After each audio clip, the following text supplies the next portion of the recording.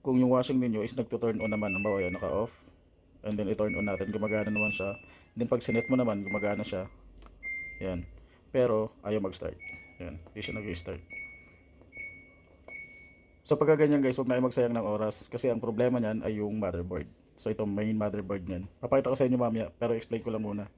So pagka ganyan ang issue niyan guys, meron kayong two options kung paano siya i-resolve.